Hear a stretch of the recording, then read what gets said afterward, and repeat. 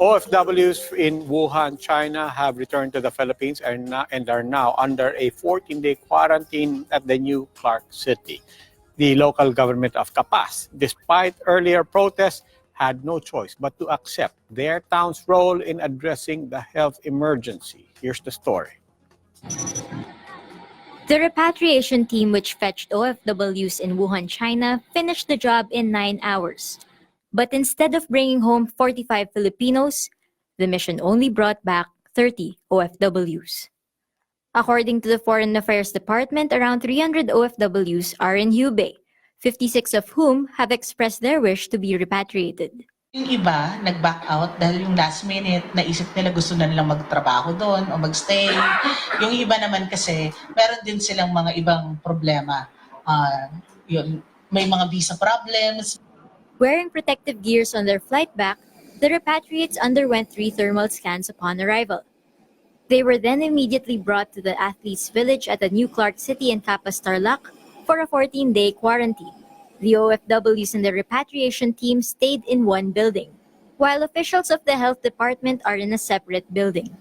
They will be served packed food, which they have to get one at a time on an alley within the compound. Per room, isang tao lang po. Dahil although they came from the same place, hindi natin alam kung ang exposure ng isa ay mag-iiba-iba. Mobile phone use is allowed, but with some restrictions. They will be allowed to use that, but primarily to contact the family. Hindi yung mag-post ng ganito, magreklamo ng ganito. Medical teams from 5 different hospitals are working in 3-day shifts. After 3 days in isolation, those under quarantine will go through mental health assessment. The local government of Capas, which earlier protested against turning the village into a quarantine site, has finally come to terms with this arrangement. But they have one wish. What we're avoiding is maging permanent quarantine station ang Athletes Village, which is within the geographical territory of Capas. The LGU has distributed face masks and alcohol in Sitio Camatis, the place closest to the NCC. But some residents are still not keen on having PUIs nearby.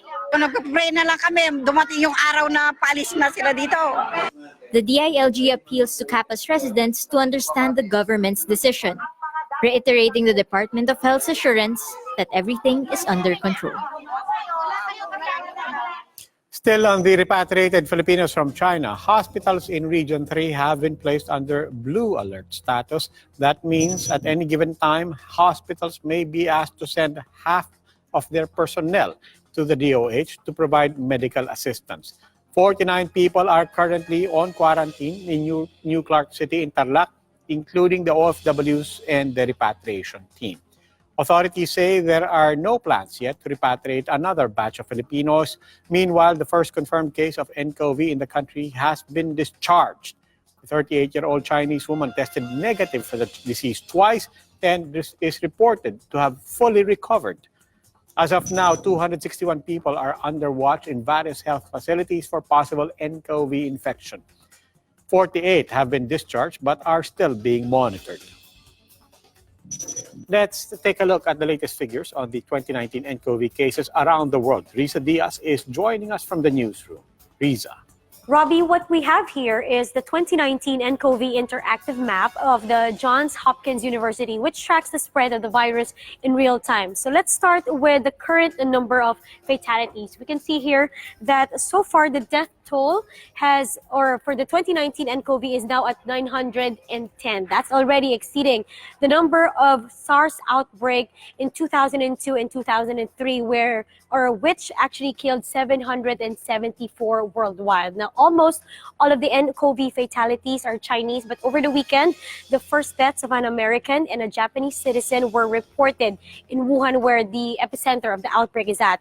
Now, moving on to the other list right here, we have here on the screen showing more people actually have recovered from the infection. A total of 3,497 people have already recovered. But despite that, the World Health Organization is not taking it lightly and is saying that it's too early to declare a peak. In fact, an advanced team of international experts led by the organization is actually heading today for Beijing to help investigate the epidemic. Now, moving on to the other side, we can see that as of yesterday, in terms of confirmed infections, there's still thousands of new cases reported as of yesterday, bringing a total number of 40,573 worldwide. And across mainland China, there are already 40,195 cases. Now, the virus has also spread to at least 27 countries and territories.